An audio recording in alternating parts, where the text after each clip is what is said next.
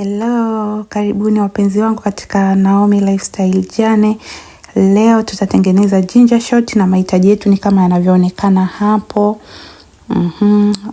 Ginger shot hii ni muhimu sana kwa afya katika safari ya kupungua kwa ujumla, kwa sababu kwanza inaongeza metabolism. Tangawizi hiyo ni nzuri, inaenda kulipa tumbo joto na kuchoma yale mafuta mabaya mwilini.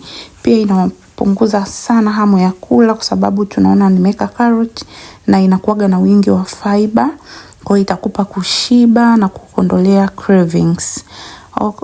Faida nyingine pia inasaidia katika mmeng'enyo wa chakula. Kama unasumbuliwa na gesi, kuvimbiwa, unakosa choo, hii inasaidia sana. Pia inapunguza inflammation, maumivu ya mwili.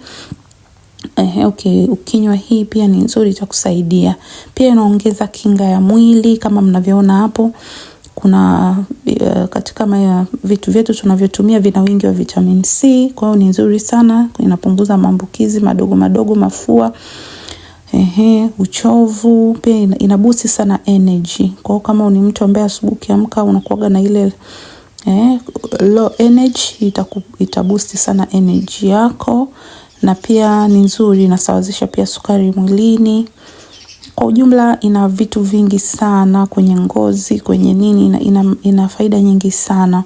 Hii ni magic solution kwa weight loss, lakini usinywe nyingi. Hiyo unachukua baada ya kutengeneza, unakunywa kikombe kimoja kishot. Yani kama una kiglasi, vile viglasi vidogo, unakunywa kidogo tu wakati tumbo halina kitu.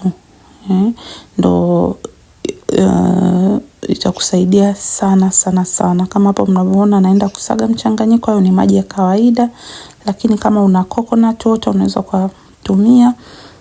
Tunasaga vizuri, then tunachuja. Ukichuja unaweza ukaongeza, kama una black pepper unaweza ukaweka, apple cider vinegar unaweza ukaweka. Mimi niliweka tu hivyo, cayenne pepper na pink salt.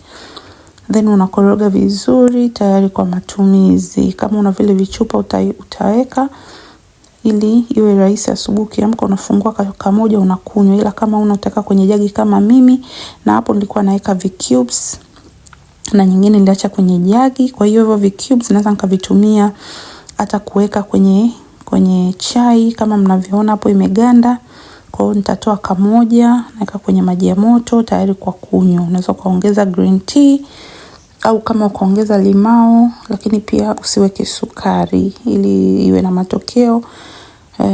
Usiweke sukari guys. Lakini hii pia huwezi ukanywa peke yake ukategemea matokeo. Hii inaendana kabisa na chakula unakula nini, kwa kiasi gani, pia na mazoezi.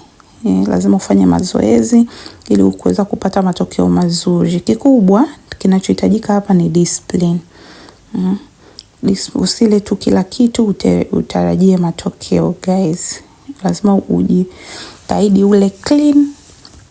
Ukinywa na hii inakuwa kama ina boost.